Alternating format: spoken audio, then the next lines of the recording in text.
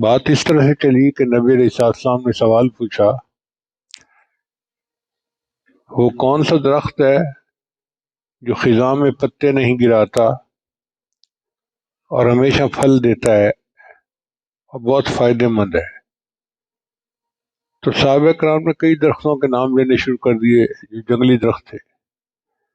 عبداللہ ابن عمر رضی اللہ عنہ فرماتے ہیں، میں چھوٹا تھا تو میں بیٹھا ہوا تھا، میرے ذہن میں خیال تو آیا کہ یہ کھجور کا درخت ہے، مگر میں بولا نہیں کہ بڑوں کے سامنے پیش قدمی کرنی مجھے اچھی نہ لگی۔ تھوڑی دیر بعد صحابہ نے کہا، اے اللہ کے وسلم، آپ ہی بتا دیجئے وہ کون سا درخت ہے؟ تو نبی علیہ السلام نے فرمایا کہ وہ کھجور کا درخت ہے۔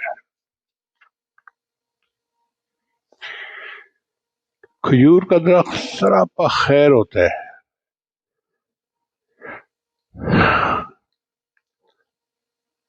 ہر جزو انسان کے لیے فائدہ مند اور نفع مند ہوتا ہے۔ اس کی جڑوں سے رسیاں بنائی جاتی ہیں،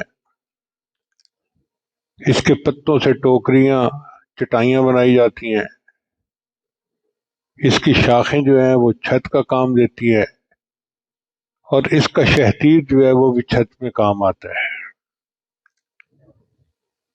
پھر اگر کچی کھجور کھائیں تو بھی کھائی جاتی ہے، اور اگر پکی ہوئی کھائیں تو پھر اور بھی بہتر ہے، اور اگر چھوارا بنا لیا جائے تو پھر تو پورا سال کام آتی ہے۔ اور آج کل تو کھجور کے اور بھی کئی پروڈکٹ بن گئے ہیں۔ پانی میں اس کا شربت بنایا جاتا ہے جس کو نبیذ کہتے ہیں، یہ نبی علیہ السلام کی مبارک سنت ہے۔ کھجور سے سرکہ بھی بنایا جاتا ہے،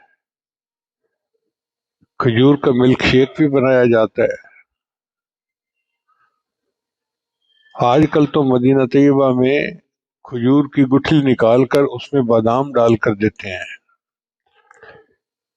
کیک بنائے جاتے ہیں، بسکٹ بنائے جاتے ہیں۔ اتنے کھجور کے پروڈکٹ بن گئے ہیں کہ بندہ حیران ہوتا ہے۔ اور عرب لوگ جو کھجور کی گٹھلیاں تھیں وہ اپنے جانوروں کو استعمال کرواتے تھے کوٹ کر، گویا اس کا ایک ایک جزو جو تھا وہ استعمال ہو جاتا ہے۔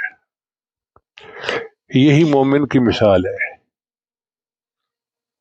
کہ مومن کی ایک ایک بات خیر کا باعث، اس کے پاس بیٹھیں تو خیر کا باعث، اس سے مشورہ کریں تو خیر کا باعث، اس سے باتیں کریں، اس کے باتیں سنیں تو خیر کا باعث، اکٹھے سفر کریں تو خیر کا باعث۔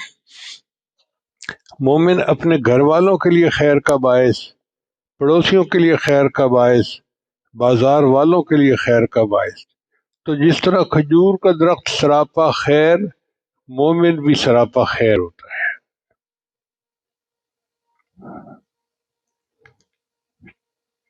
چنانچہ حدیث مبارکہ میں ہے کہ مومن کی مثال کھجور کے درخت کی طرح ہے، اگر آپ اس کے قریب بیٹھیں گے تو وہ آپ کو فائدہ پہنچائے گا، اگر کسی معاملے میں اس کے ساتھ شریک ہوں گے تو وہ آپ کو فائدہ پہنچائے گا، اگر آپ اس سے مشورہ کریں گے تو وہ آپ کو فائدہ پہنچائے گا، اگر آپ اس کی ہم نشینی اختیار کریں گے تو وہ آپ کو فائدہ پہنچائے گا، اور اس کے سارے معاملات نفع رسانی پر مبنی ہیں۔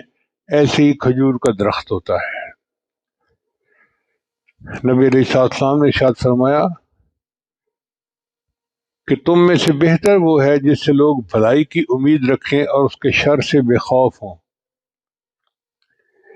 یعنی ان کو یہ ڈر نہ ہو کہ یہ ہمیں نقصان پہنچائے گا، ان کو پتہ ہے کہ یہ اچھا بندہ ہے، یہ نقصان نہیں پہنچا سکتا۔ اور بدترین شخص وہ ہے جس سے نیکی کی امید نہ ہو اور اس کے شر سے بھی لوگ محفوظ نہ ہوں۔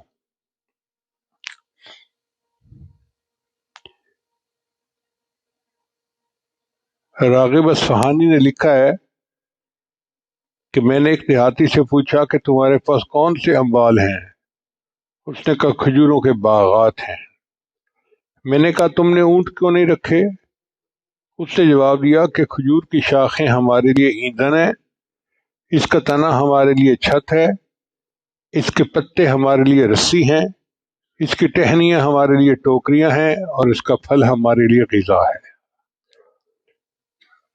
چنانچہ لقمان علیہ السلام نے اپنے بیٹے سے فرمایا کہ اے بیٹے، ایمان کے بعد سب سے بڑی نعمت یہ ہے کہ آپ اپنے لیے نیک ساتھی تلاش کر لیں، کیونکہ نیک ساتھی کھجور کے درخت کی طرح ہوتا ہے، اگر آپ اس کے سائے میں بیٹھیں تو وہ سایہ دے گا، اگر آپ کو جلانے کے لیے لکڑی چاہیے تو وہ ایندھن مہیا کرے گا، اور اگر آپ اس کا پھل کھائیں گے تو اسے عمدہ پائیں گے۔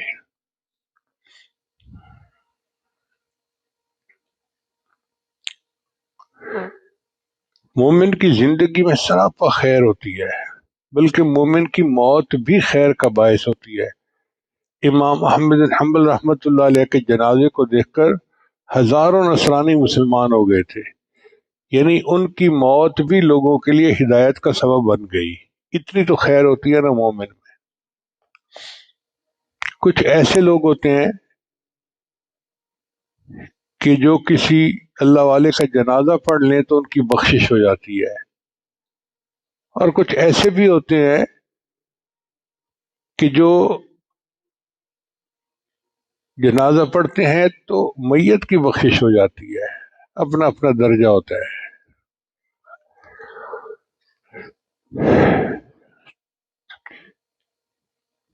چنانچہ امام بہقی رحمۃ اللہ علیہ نے ایک عجیب واقعہ لکھا ہے، فرماتے ہیں ایک شخص تھا، کفن چور تھا، تو علاقے میں ایک نیک خاتون تھی، جوان العمر، فوت ہوئی۔ وہ اس کے جنازے میں شریک ہوا اور اس نے اس کی قبر پہ نشان لگا لیا۔ پھر رات کے اندھیرے میں آیا اور اس نے اس کی قبر کھودی کہ میں کفن ہٹاتا ہوں۔ جب وہ اس عورت کا کفن ہٹانے لگا تو عورت بول پڑی اور کہنے لگی کہ جنتی بھائی ہو کر جنتی بہن کو برہنہ کرتے ہو۔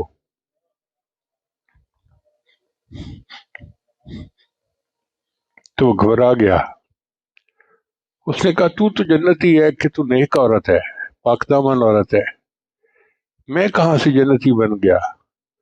اس نے کہا اس لیے کہ تم نے میرا جنازہ پڑھا ہے، اور میرے اللہ نے فیصلہ کر دیا ہے کہ جس نے میرا جنازہ پڑھا اس کی اللہ نے مغفرت فرما دی۔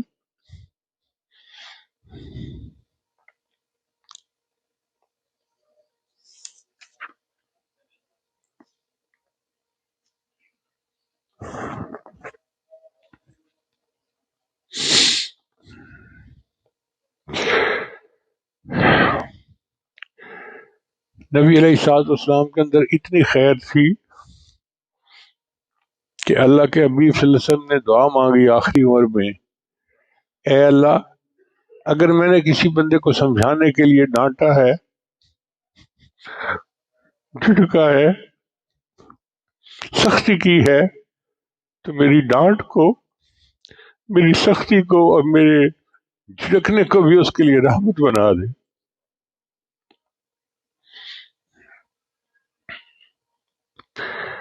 پھر کھجور کے اندر دوسری صفت برکت ہوتی ہے۔ نبی علیہ السلام نے ارشاد فرمایا کہ بے شک درختوں میں سے ایک درخت ایسا ہے کہ اس کی برکت مسلمان کی برکت کی طرح ہوتی ہے۔ جس گھر میں یہ درخت لگا ہوتا ہے، گھر کے افراد اس کی برکت میں سے حصہ پاتے ہیں، اسی طرح اس کا پھل گھر کے لیے باعث برکت ہوتا ہے۔ مسلم شریف کی روایت ہے کہ نبی علیہ السلام نے ارشاد فرمایا، عائشہ، لا یجوع اہل بیت عندهم التمر، کہ جس گھر کے اندر کھجوریں ہوں وہ لوگ بھوکے نہیں رہتے ہیں، اس گھر میں بھوک نہیں آتی، اگر بھوک آئے تو وہ کھجور کھا سکتے ہیں۔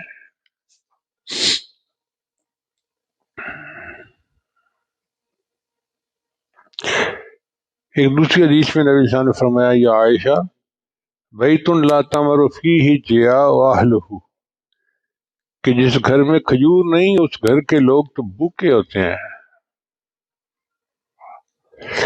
ایسی مومن کا وجود بھی باعث برکت ہوتا ہے، جہاں سے گزرتا ہے وہاں اس کی برکت ظاہر ہوتی ہے، جہاں رہتا ہے وہاں اس کی برکت ظاہر ہوتی ہے۔ قرآن پاک میں اللہ تعالیٰ نے حضرت عیسیٰ علیہ السلام کے بارے میں فرمایا، وجعلنی مبارکن اینما کنت، یہ عیسیٰ علیہ السلام کا قول ہے، قرآن میں نقل ہوا۔ تو مبارکن سے مراد کثیر الخیر والعطا، اللہ نے ان کو کثیر الخیر والعطا بنایا تھا، وہ مبارک تھے۔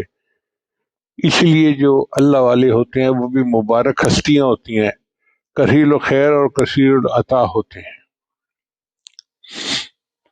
نبی علیہ السلام نے ارشاد فرمایا، بعض لوگ بھلائی کی کنجی ہوتے ہیں اور برائی کے لیے تالا، اور بعض لوگ برائی کے لیے کنجی ہوتے ہیں اور بھلائی کے لیے تالا۔ تو مبارک ہے اس شخص کو جس کے ہاتھوں میں اللہ نے خیر کی کنجیاں رکھ دی ہیں، اور بربادی ہو اس شخص کے لیے جس کے ہاتھوں میں شر کی کنجیاں ہیں۔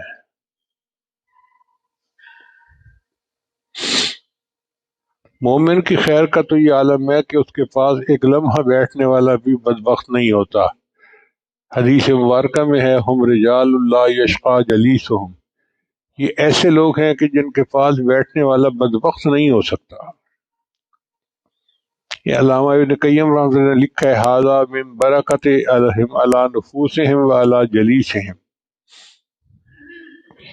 قرآن مجید میں اللہ تعالیٰ ارشاد فرماتے ہیں، لو تزیلوا لعذبنا الذین کفروا منہم عذابا علیما، اگر یہ مسلمان لوگ ہٹ جائیں تو ہم تو کافروں کو بہت دردناک عذاب دیں۔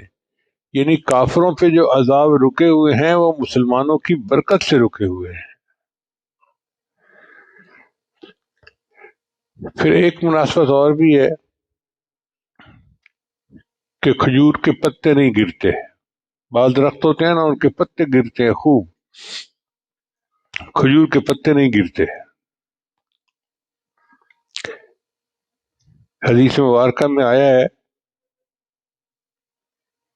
مومن کی مثال ایک سرسبز درخت کی مانند ہے جس کے پتے نہیں گرتے، اسی طرح مسلمان کی دعا ضائع نہیں ہوتی۔ مسلمان بندہ جو بھی دعا مانگتا ہے اللہ قبول فرماتے ہیں، لیکن قبول فرمانے کی چند صورتیں ہیں۔ ایک صورت تو یہ ہے کہ جیسے مانگی ویسے قبول ہو گئی، اور ایک صورت یہ ہے کہ جیسے مانگی ویسے قبول ہونا اس کے حق میں بہتر نہیں تھا، تو اللہ تعالیٰ اس دعا کے بدلے اس کو کوئی دوسری نعمت عطا فرما دیتے ہیں۔ ایکسیڈنٹ سے بچا لیا، کسی بڑی مصیبت سے بچا لیا، یہ جو مصیبت سے حفاظت ہے یہ بھی دعا کی قبولیت ہی کا ایک انداز ہوتا ہے۔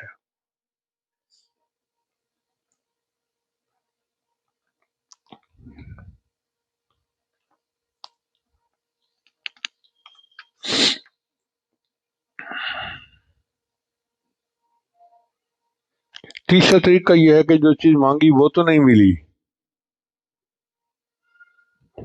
لیکن اللہ اس کے بدلے کوئی بہتر نعمت عطا فرما دیتا ہے۔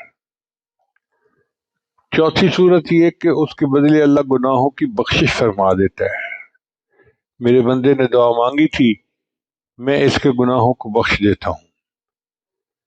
اور اگر یہ بھی نہ ہو تو پانچویں صورت یہ ہے کہ اس دعا کو اللہ ذخیرہ بنا لیتے ہیں، قیامت کے دن اس بندے کو اللہ بلائیں گے، فرمائیں گے میرے بندے تو نے مجھ سے دعا مانگی تھی اور میں نے وعدہ کیا تھا ادعونی استجب لکم، دعا مانگو میں دعا قبول کروں گا، تو میں اپنی بات میں سچا ہوں، فلاں موقع پہ تم نے دعا مانگی میں نے ویسے ہی پوری کر دی، فلاں موقع پہ مانگی میں نے بہتر چیز عطا کر دی، فلاں موقع پہ مانگی میں نے تمہیں مصیبت سے بچا لیا، فلاں موقع پہ مانگی میں نے تمہاری دنیا میں تو نہیں پوری کی لیکن تمہارے گناہوں کی بخشش کر دی، اور فلاں موقع پہ تم نے دعا مانگی تو میں نے دنیا میں کوئی بدلہ بھی نہیں دیا اور میں نے آخرت کے لیے ذخیرہ کر دیا، آج آخرت کی اتنی بڑی بڑی نعمتیں میں نے تمہیں عطا فرما دی ہیں۔ یہ تمہاری وہ دعائیں ہیں جو تم مانگتے تھے اور تمہیں پوری ہوتی نظر نہیں آتی تھی، وہ اتنا ذخیرہ ہوگا۔ حدیث مبارکہ میں آتا ہے کہ بندہ کہے گا اے اللہ دنیا میں میری کوئی دعا پوری نہ ہوتی، ہر دعا کا بدلہ مجھے آخرت میں ملتا اور میرے درجے اتنے بڑھ جاتے۔ تو مومن کے تو مزے ہیں نا، کہ بس اللہ سے مانگو، کسی نہ کسی صورت میں اس کا اجر ملنا ہی ملنا ہے، یہ یقین رکھنا چاہیے۔ مومن کی مانگی دعا رائے گاہ نہیں جاتی۔ ہم نے عورتوں کو دیکھا ہے کہ بہت بے صبری ہوتی ہیں، کوئی دعا مانگی ہو جی ہماری دعا تو اللہ قبول نہیں کرتا۔ جب کوئی بندہ اپنی زبان سے کہہ دیتا ہے نا کہ اللہ میری دعا قبول نہیں کرتا، تو اللہ تعالیٰ فرماتے ہیں ٹھیک ہے میں تیری دعا کا تجھے کچھ حصہ نہیں دوں گا۔ ایسی بات کبھی بھی نہیں کرنی چاہیے، بلکہ جتنی بھی مایوسی ہو بندہ دعا مانگے اور امید رکھے کہ اللہ اس کا بدلہ عطا فرمائیں گے۔ اب یہ ضروری تو نہیں نا کہ ہم جو مانگیں ویسے ہی پوری ہو ہر بات۔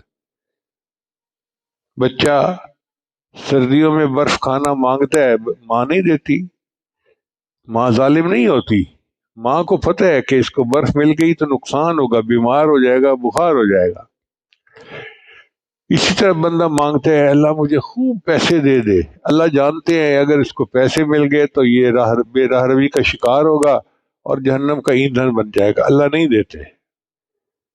تو اللہ ظالم نہیں ہے، اللہ تعالیٰ رحیم و کریم ہے، مگر بندے کی بہتری دیکھتے ہیں اللہ تعالیٰ۔ اس لیے امید رکھنی چاہیے، دعائیں مانگنی چاہیے کہ اللہ تعالیٰ ہماری دعاؤں کا کوئی نہ کوئی صورت میں بدلہ عطا فرمائیں گے۔ پھر کھجور کے درخت کی عمر لمبی ہوتی ہے۔ بعض درخت ہوتے ہیں جو 2-4 سال بعد بوڑھے ہو جاتے ہیں، گر جاتے ہیں، چھوٹی عمر ہوتی ہے ان کی۔ کھجور کے درخت کی لمبی عمر ہوتی ہے، ماشاءاللہ 50 سال، 100 سال، 100 سال بھی عمر ہوتی ہے کھجور کی۔ اسی طرح مومن کی بھی صفت ہوتی ہے کہ اللہ تعالیٰ اس کو لمبی زندگی عطا فرماتے ہیں تو زیادہ خیر کا باعث ہے۔ صحابہ کرام نے سوال پوچھا ہے اللہ کے حبیب صلی اللہ علیہ وسلم اچھا مومن کون ہے؟ فرمایا کہ جس کی عمر لمبی ہو، اعمال اچھے کرتا ہو۔ اے اللہ کے حبیب برا بندہ کون ہے؟ فرمایا عمر لمبی ہو، عمل برے کرتا ہو، وہ برا آدمی ہے۔ چنانچہ 2 دوست تھے، ایک زیادہ مجاہدہ کرتے تھے، عبادت کرتے تھے، اور دوسرے ذرا کم کرتے تھے۔ وہ جو زیادہ مجاہدہ کرتے تھے وہ شہید ہو گئے۔ تو کسی نے خواب میں دیکھا، ایک صحابی نے، کہ جنت میں پہلے وہ بندہ گیا جو 1 سال بعد فوت ہوا، اور بعد میں وہ گیا جو شہید ہوا۔ انہوں نے نبی علیہ السلام کو خواب سنایا اور پوچھا اے اللہ کے حبیب صلی اللہ علیہ وسلم میں نے یہ خواب دیکھا ہے۔ نبی صلی اللہ علیہ وسلم نے فرمایا ٹھیک دیکھا ہے۔ اے اللہ کے حبیب صلی اللہ علیہ وسلم جو شہید ہوا وہ تو بڑی محنت کرتا تھا، مجاہدہ کرتا تھا اور بہت عبادت گزار تھا، اور شہید بھی ہو گیا، تو اس کا مرتبہ تو اونچا ہونا چاہیے۔ نبی صلی اللہ علیہ وسلم نے فرمایا یہ بتاؤ کہ دوسرا بندہ اس کے بعد 1 سال زندہ رہا؟ اے اللہ کے حبیب زندہ رہا، اس نے نمازیں پڑھی، رمضان کے روزے رکھے، اعتکاف کیا۔ فرمایا وہ جو 1 سال زندہ رہا اس میں اس نے اتنی نیکیاں کما لی کہ شہید سے پہلے جنت میں چلا گیا۔ تو اللہ تعالیٰ جس کو لمبی زندگی دے اور نیک اعمال کی توفیق دے، وہ تو اللہ کا احسان ہے اس کے اوپر۔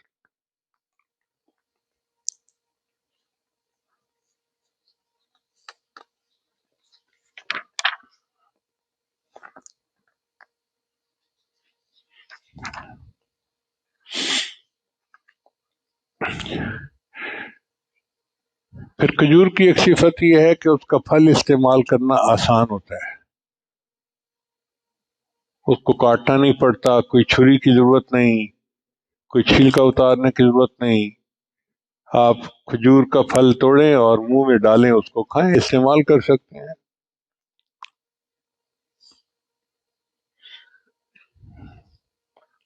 اسی طرح مومن کی ذات سے فائدہ اٹھانا مشکل نہیں ہوتا، مومن کی طبیعت میں نرمی ہوتی ہے، اس سے کام لینا آسان ہوتا ہے۔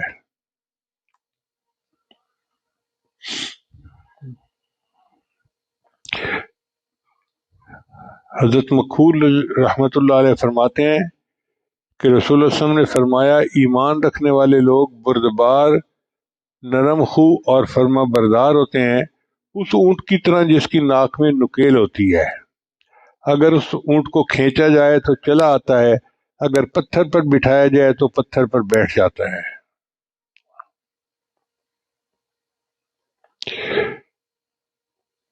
پھر کھجور کے اندر ایک صفت یہ ہے کہ یہ سردی گرمی برداشت کر لیتا ہے،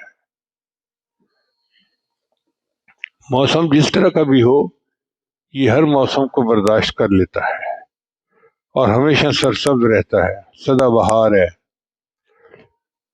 موسم کی ناموافق حالات، مصیبتیں اور پریشانیاں اس کو متاثر نہیں کرتی، تیز ہوائیں اس کی ٹہنیوں کو متاثر نہیں کرتی۔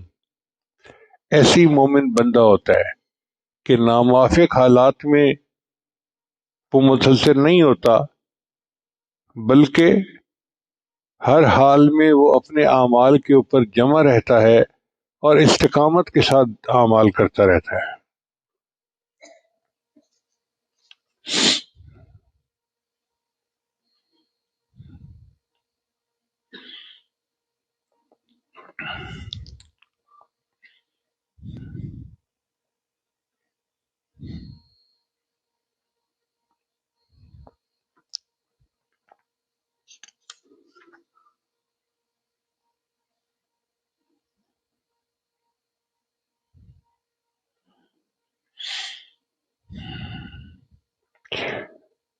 کھجور کی 8ویں صفت یہ ہے کہ اس کی جڑیں بہت مضبوط ہوتی ہیں۔ کھجور کی جڑیں بہت لمبی نیچے چلی جاتی ہیں زمین کے اندر اور بہت مضبوط ہوتی ہیں۔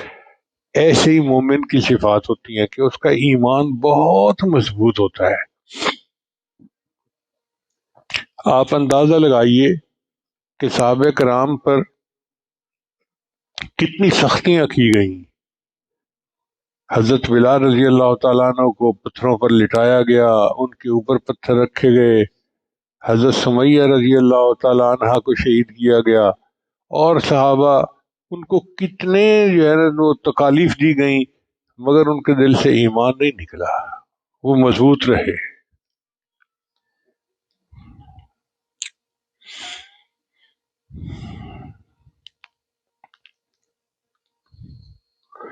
جس طرح کھجور کی شاخیں اوپر کو اٹھتی ہیں، اسی طرح مومن کے نیک اعمال مسلسل اوپر جاتے رہتے ہیں۔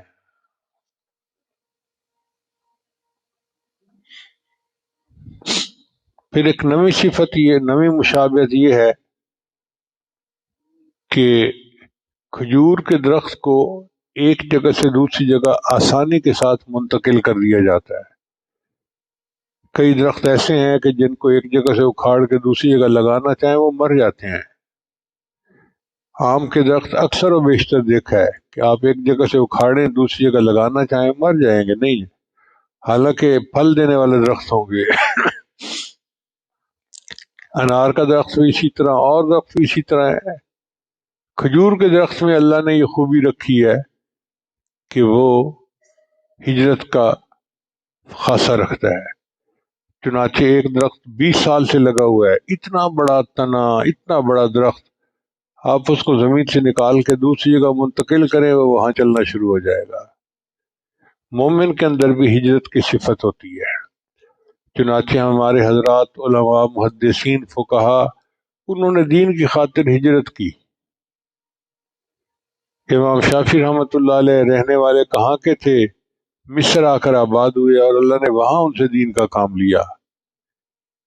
کئی صحابہ رہتے مکہ مدینہ میں تھے، ہجرت کر کے دوسری جگہوں پہ آئے اور ان کی وجہ سے اللہ نے وہاں دین کو پہنچایا۔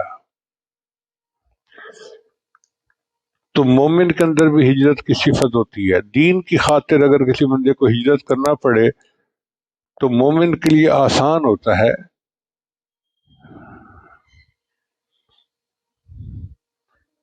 پھر ایک 10ویں مشابہت یہ ہے کہ کھجور جو ہے یہ پاکیزہ پانی سے پرورش پاتی ہے۔ بعض درخت ہیں ان کو گندا پانی دیا جائے تو وہ خوب پھل پھول دیتے ہیں، کھجور کا درخت تازہ پاکیزہ پانی سے پرورش پاتا ہے۔ مومن کی بھی یہی مثال ہے کہ حلال مال سے وہ پرورش پاتا ہے اور پھر اللہ اس کو نیک اعمال کی توفیق عطا فرماتے ہیں۔ ایک 11ویں مناسبت یہ ہے کہ کھجور ہم وقت تازہ، ہر وقت تازہ، یعنی اس میں ایسا نہیں ہے کہ جی کھجور آپ کو صبح کے وقت پھل دے گی، رات کو نہیں دے گی، دوپہر کو دے گی، شام کو نہیں دے گی۔ 24 گھنٹے میں جس وقت آپ چاہیں آپ کھجور کا درخت لے سکتے ہیں، آپ اس کا پھل تازہ پائیں گے۔ اسی طرح مومن بھی اعمال کے اعتبار سے ہر وقت تر و تازہ ہوتا ہے، دن میں بھی نیکیاں کرتا ہے، رات میں بھی نیکیاں کرتا ہے، تنہائی میں بھی نیکیاں کرتا ہے، مجلس میں بھی نیکیاں کرتا ہے، ہمہ وقت مومن سے نیکی کا عمل ہوتا رہتا ہے۔ 12ویں مناسبت ہر وقت دستیاب ہونا۔ چنانچہ جن گھروں میں کھجور کے درخت لگے ہوتے ہیں وہ جانتے ہیں کہ اگر اچانک کسی وقت مہمان آ جائیں تو بھاگ دوڑ نہیں کرنی پڑتی، ادھر مہمان آئے ادھر کھجور کا گچھا توڑیں اور ان کے سامنے رکھ دیں، مہمان کھانا شروع کر دیتے ہیں۔ اللہ فرماتے ہیں تؤتی اکلھا کل حین، کہ جو پھل دیتا ہے ہر وقت، یہی مومن کی صفت ہے کہ مومن بھی ہر وقت جو ہے خیر دیتا ہے، جہاں بھی ہوتا ہے، جس جگہ بھی ہوتا ہے۔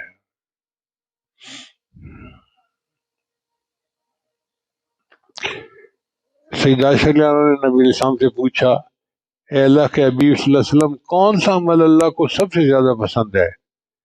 نبی علیہ السلام نے ارشاد فرمایا ادومھا وان قل، وہ عمل جس کو باقاعدگی کے ساتھ کیا جائے اگرچہ چھوٹا ہی کیوں نہ ہو، یعنی تھوڑا عمل ہو لیکن مستقل جو بندہ عمل کرتا ہے وہ اللہ کو زیادہ پسندیدہ ہوتا ہے، یہ مومن کی صفت ہوتی ہے۔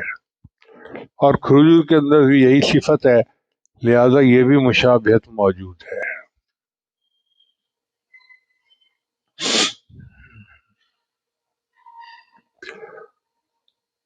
کھجور کے اندر ایک گوبھ ہوتا ہے جس کو جمار کہتے ہیں عربی میں، وہ نرم ہوتا ہے، اس کو کھانے کا بہت مزہ آتا ہے۔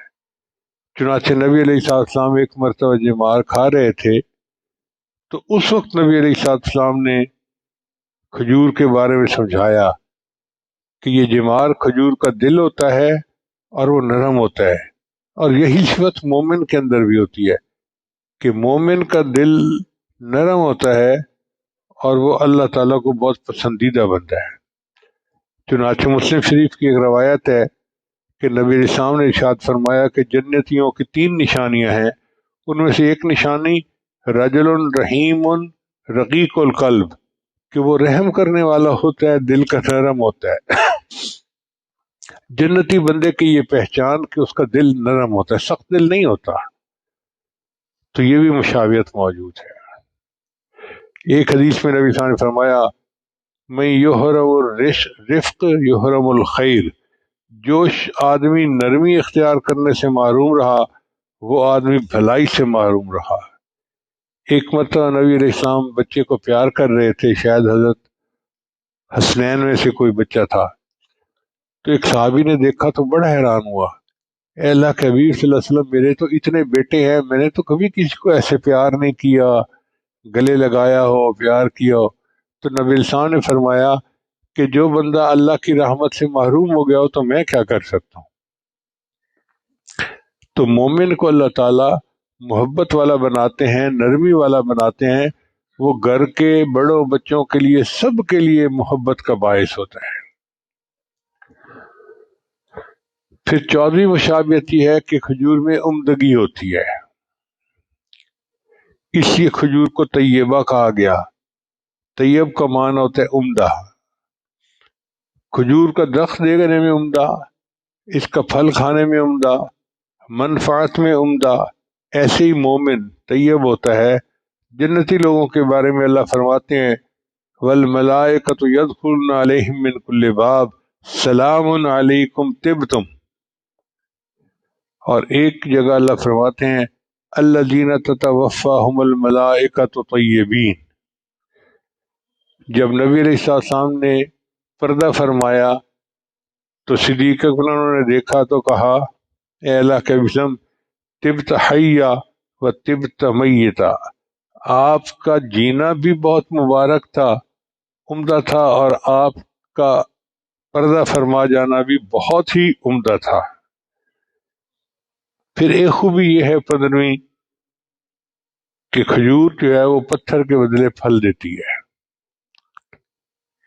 بعض لوگ جو کھجور کے اوپر چڑھ نہیں سکتے وہ پھر نیچے سے پتھر مارتے ہیں تو کھجور اس کے بدلے میں ان کو اپنا پھل دیتی ہے۔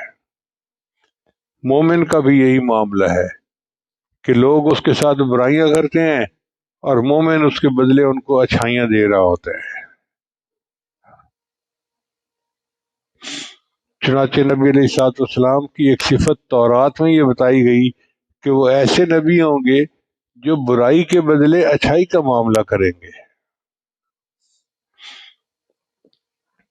پھر ایک 16ویں مشابہت یہ ہے کہ آلودگی سے بلند و بالا۔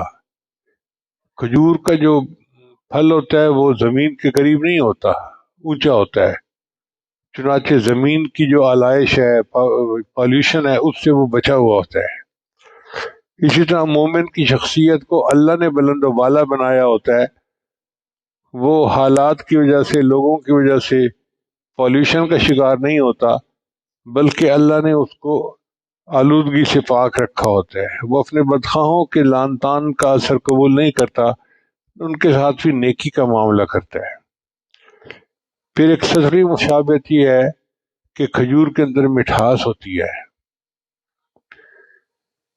اسی طرح مومن کے اندر بھی ایمان کی مٹھاس ہوتی ہے۔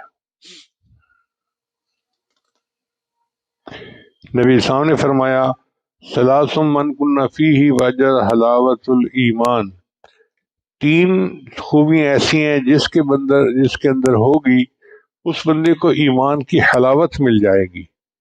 ایک، اللہ اور اس کے رسول سے اس کو محبت ہو باقی سب سے زیادہ۔ دوسرا، وہ دوسرے بھائی سے محبت کرے اللہ کے لیے۔ اور تیسرا، کفر کی طرف لوٹنا اس کے لیے اتنا مشکل ہو کہ جیسے آگ کے اندر جانا اس کے لیے مشکل ہوتا ہے۔ تو ایمان کی یہ مٹھاس ہوتی ہے جو مومن کو استقامت عطا کرتی ہے۔ آپ دیکھیے دنیا میں کتنے واقعات ہیں کہ کفار نے ایمان والوں کے ساتھ کتنی سختیاں کی۔ ایسی بھی مثالیں ہیں کہ ان کو زمین کے اندر آدھا گاڑا اور آرا چلا کر جسم کے 2 ٹکڑے کر دیے گئے۔ بات ایسی بھی مثالیں ہیں کہ ان کے جسم کے اوپر لوہے کی کنگھیاں چلائی گئیں اور ان کے گوشت کو ان کی ہڈیوں سے الگ کر دیا گیا۔ اتنی تکلیفیں، لیکن وہ ایمان کے اوپر جمے رہے۔ کسی نے کہا شکستہ دل سے جو آہ نکلے، شکستہ دل سے جو آہ نکلے تو فرش کیا عرش کانپ اٹھے گا، درے قفس جو وا نہ ہوگا تو ایک دن ٹوٹ کر رہے گا۔ کسی کے روکے سے حق کا پیغام کب رکا ہے جو اب رکے گا، چراغ ایمان تو آندھیوں میں جلا کیا ہے جلا کرے گا۔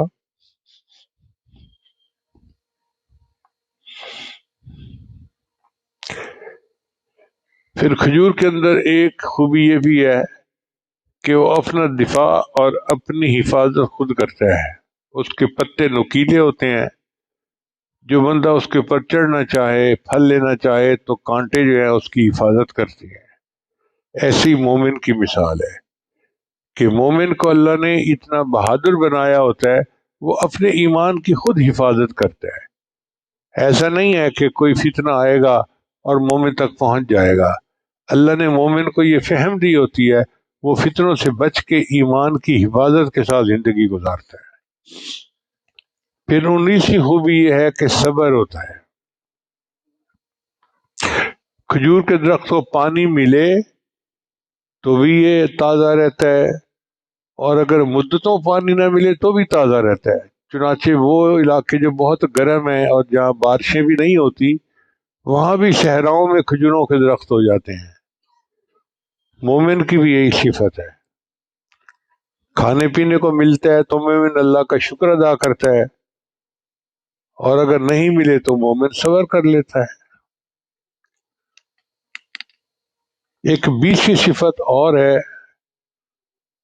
کہ کھجور کے اندر نر اور مادہ ہوتا ہے، یعنی کچھ درخت ہوتے ہیں جو نر کہلاتے ہیں اور کچھ درخت ہوتے ہیں جو مادہ کہلاتے ہیں۔ جو نر درخت ہیں ان کے اوپر بور لگتا ہے، اور وہ پھر شہد کی مکھیوں کے ذریعے، ہوا کے ذریعے اڑ کے جاتا ہے مادہ درخت پر، تو ان کے پھولوں کے اندر جو ہے پولینیشن ہو جاتی ہے اور پھل بن جاتا ہے۔ مومن کی بھی یہی مثال ہے کہ اللہ تعالیٰ نے مرد کو یہ صفت دی ہے کہ وہ بیج دیتا ہے، اور بیوی اس بیج کو لے کر پھر اس سے اس کی آگے اولاد ہوتی ہے۔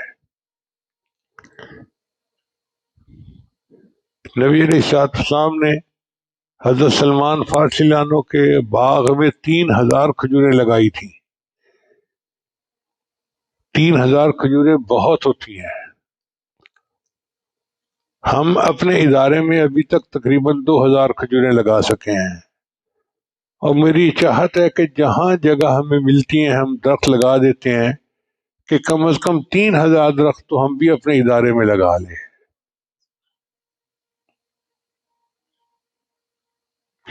ہمیں بھی پہلے پتہ نہیں تھا اس بات کا کہ نر اور مادہ اس میں ہوتا ہے۔ وہ تو جب ہم نے باہر سے بڑے بڑے درخت منگوائے لگانے کے لیے، تو آنے والے انجینئر نے مجھے 2 باتیں کہی۔ اس نے کہا جی ایک تو یہ درخت جو ہے یہ پولینیشن کے لیے ہوتا ہے، اور پھل یہ نہیں دے گا، ہم نے وہ بھی لگوائے۔ اور دوسرے اس نے کہا کہ یہ مادہ درخت ہے، یہ پھل دے گا۔ پھر اس نے ایک بات اور کہی، اس نے کہا کہ جب اس درخت کو ایک جگہ سے دوسری جگہ لگایا جاتا ہے تو یہ درخت دیکھنے میں بالکل خشک ہو جاتا ہے، آپ نے پریشان نہیں ہونا، یہ درخت کا معمول ہی ایسا ہے، مگر اندر سے پھر یہ سبز ہونا شروع ہو جائے گا اور پورا درخت سرسبز ہو جائے گا۔ اب اتنے بڑے بڑے درخت ہم نے ٹرک پہ منگائے، اتنی مشکل سے لگائے، اس وقت تو ٹائم بھی تھا اور صحت بھی تھی، تو میں اس کو روزانہ کئی دفعہ جا کے دیکھا درخت کو۔ اب میں دیکھوں تو ٹہنیاں خشک ہوتی جا رہی ہیں، بالکل لکڑی کی طرح خشک۔ تو میں بڑا پریشان، دعائیں مانگوں، یا اللہ مہربانی فرما، اتنی محنت کی ہے، اگر یہ درخت مر گیا تو مشکل ہو جائے گی۔ پھر میں نے اس انجینئر کو بلوایا فون کر کے، اس کو کہا کہ بھئی آپ نے تو اتنی محنت کی اور ہم تو اس محنت کو نہیں سنبھال سکے۔ اس نے کہا حضرت بس آپ اس کے اندر دیکھیں، شاخوں کے اندر سینٹر میں، یہ وہاں سے سبز ہونا شروع ہوگا اور بالآخر پورا سرسبز ہو جائے گا۔ اور ایسا ہی ہوا، تھوڑے دنوں کے بعد اندر سے سبز ہونا شروع، اور بالآخر پورا سرسبز لہلاتا ہوا درخت بن گیا۔ تو ہمیں سمجھ آئی کہ واقعی مومن کے ساتھ یہ بھی ایک مشابہت ہے کہ مومن جتنا برا ہو، جتنا گناہگار، جتنا خطا کار، وہ اندر سے سرسبز ہونا شروع ہوتا ہے۔ پہلے دل بدلتا ہے، پھر انسان کے اوپر اعمال بدل جاتے ہیں۔ چنانچہ کتنے لوگ ہیں جو مشائخ سے بیعت ہوتے ہیں، بیعت ہوتے ہی ان کا دل بدل جاتا ہے، پھر اثرات ظاہر ہوتے ہیں تو بعد میں وہ متبع سنت بن جاتے ہیں۔ کتنے لوگ تبلیغ جماعت میں جاتے ہیں، دل بدل جاتا ہے، پہلے شرابی تھے، نشئی تھے، پتہ نہیں کیا کیا تھے، لیکن پھر اللہ تعالیٰ ان کو دین کا دائی بنا دیتا ہے۔ تو مومن کے ساتھ یہ بھی ایک تو یہ 20 مشابہتیں ہیں جو کھجور کو مومن کے ساتھ ہیں۔ آپ اندازہ لگائیے کہ نبی علیہ الصلوۃ والسلام نے ایک لفظ کھجور کے ساتھ مشابہت دے کر مومن کی پوری صفات کو سمجھا دیا۔ ہم قربان جائیں اس ملے میں انسانیت پر جن کو اللہ تعالیٰ نے ایسی نعمت اور حکمت اور علم عطا فرمایا تھا۔ چنانچہ ہماری دعا ہے کہ اللہ تعالیٰ ہمیں بھی نیک صفات عطا فرمائے اور صحیح معنوں میں مومن بن کر زندگی گزارنے کی توفیق عطا فرمائے۔ وآخر دعوانا ان الحمد للہ رب العالمین۔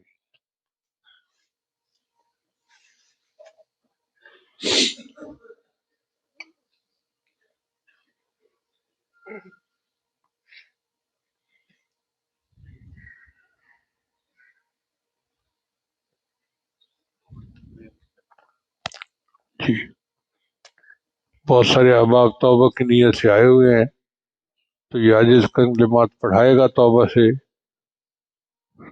آواز اگر عورتوں تک جا رہی ہے تو وہ بھی توبہ کی نیت سے یہ کلمات پیچھے پیچھے پڑھ سکتی ہیں جہاں بھی بیٹھی ہوں۔ پڑھیے بسم اللہ الرحمن الرحیم۔ لا الہ الا اللہ محمد الرسول اللہ۔ آمنت باللہ وملائکتہ وکتبہ ورسلہ والیوم الآخر والقدر خیرہ وشرہ من اللہ تعالی والبعث بعد الموت۔ آمنت باللہ کما ہوا باسمائہ وصفاتہ وقبلت جمیع احکامہ اقرار باللسان وتصدیق بالقلب۔ اشہد ان لا الہ الا اللہ واشہد ان محمدا عبدہ ورسولہ۔ استغفر اللہ ربی من کل ذنب واتوب الیہ برحمتک یا ارحم الراحمین۔ ان کلمات کو پڑھنے سے ہم تو بتائے ہو چکے ہیں، چند معمولات ہیں جن کو باقاعدگی سے کریں گے تو اللہ تعالیٰ دل کو منور کریں گے۔ ان میں پہلا عمل ہے 100 مرتبہ استغفار صبح شام پڑھنا۔ دوسرا عمل ہے 100 مرتبہ درود شریف صبح شام پڑھنا۔